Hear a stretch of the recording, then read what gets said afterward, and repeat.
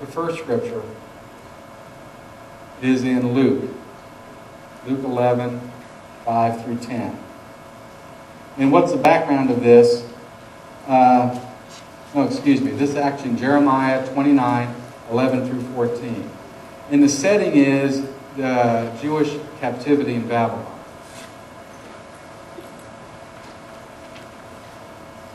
For I know the plans that I have for you, declares the Lord, plans for welfare and not for calamity, to give you a future and hope. Then you will call upon me and come and pray to me, and I will listen to you. And you will seek me and find me, and you will search me with all your heart. And I will be found by you, declares the Lord, and I will restore your fortunes and will gather you from the nations and drive you from places where I have driven, collect you from the places where I have driven you, declares the Lord, and I will bring you back to the place from where I sent you into exile. God prepared me for Alex's death.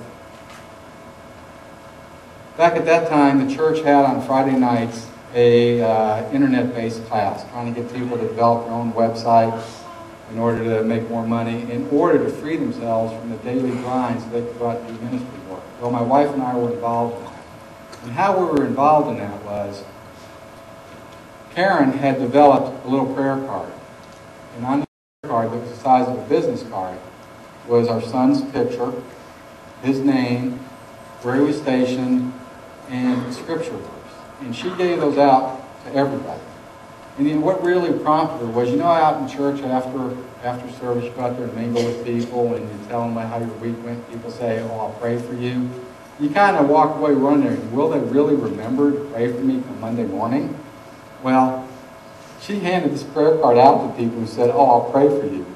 So they would stick it in their Bible or put it in their pocket or put it in their coat or whatever, so they would have a physical reminder to pray for our son.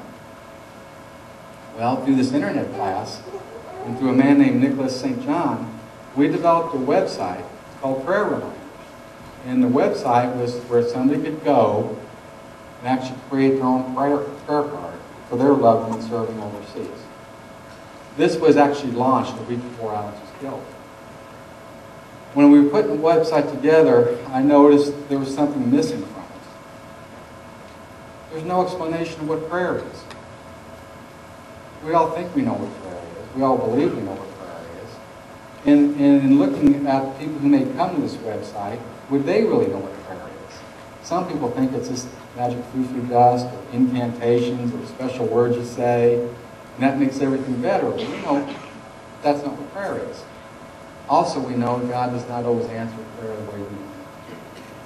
So literally, about 8 days before my son was killed, I'm writing this 2 paragraphs on what prayer is.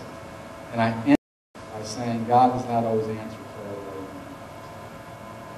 That was one of the things God would prepare me to be thinking about that. And if our prayer isn't answered, it doesn't mean there's something wrong with our faith. It doesn't mean we're sinning or we're living a bad life. Okay. 2 nights before Alex was killed was a Friday night also. And we were down here for another one of the meetings. And Richard Knuth and I, we were in class, and we were kind of bored, so we snuck out. And we went to the front of the church here just to kind of talk about some things. And we chit-chatted for a while. And I said, "Richard, I have a question." He goes, "What?" Now, Richard and I go back to the early 90s, and he's a very, very good man, a very, very strong man of God. And I trust his opinion. I said, "Richard, I have this business opportunity coming up." Or actually, it was actually a job opportunity. And they're going to ask me why they should hire me. That's an obvious question in interview. And this was a Christian organization. And I said, "The reason you should hire me," I said, "Richard, one of the things I'm thinking about is one of the reasons you should hire me is because I've got the hand of God upon me. So if they hire me, then they'll be blessed." Now, if you say that the wrong way, it's probably what y'all are thinking right now. That's pretty egotistical. That's really over the top. So, to put that in further perspective, I had just come out of what I would think is 4 or 5 years of what one writer called the dark night of the soul. I had wondered where God was. Everything in my life seemed to be going wrong. There was chaos. There was no peace. There was turmoil, yet I believed I was doing what I should be doing, not out of works, but out of faith. And about 4 months before Alex was killed, I came out of that, and I knew that I was doing what I was supposed to be doing. So I had this peace about it. Hence, the hand of God upon me. So Richard looks at me like, Bob, you're a little crazy for what you're thinking right now. Not that the hand of God upon me was expressing it to somebody else. And he said, I don't know, but you need to read about Joseph. He said, from what you've been telling me, you need to go back in and read about Joseph. So that night, Friday night, I went home and read about Joseph. And in the third or fourth verse, it says, people saw the hand of God upon Joseph. It doesn't say Joseph told people he had the hand of God upon him. So that was an answer to my question about that. But I kept reading.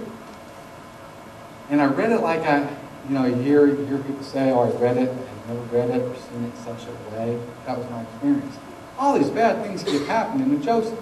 His brother's selling. He's thrown in a well. He's thrown in jail. Okay? He's got the hand of God upon him. And all these things are happening. This was 2 nights before I was to hear my son was killed.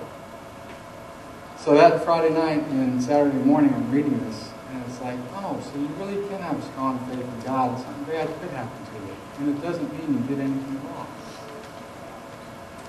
Oh, okay. Okay. And again, this was before I heard. And I had no inclination, I had no prophetic word that Alex was going to die. None of that. Well, that Sunday morning, there was a citywide golf tournament. It was a partner. And I had played with the same person for the past 6 or 7 years, but this year I wanted to change. And my partner was Jake Watson. Jake's Tom's son-in-law.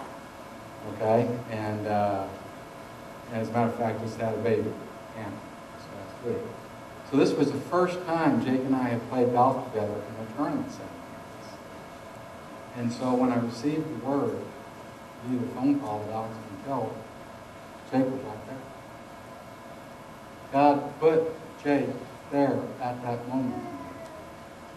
And not that we exchanged any profound words, but he was there.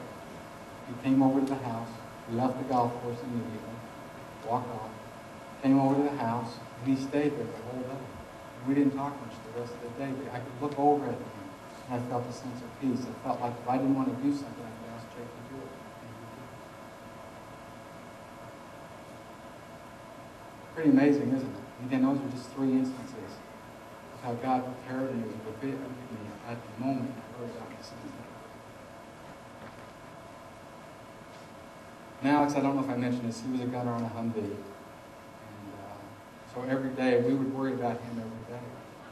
There was this underlying stress. We'd actually go home at night. We live on a corner lot, alongside fence.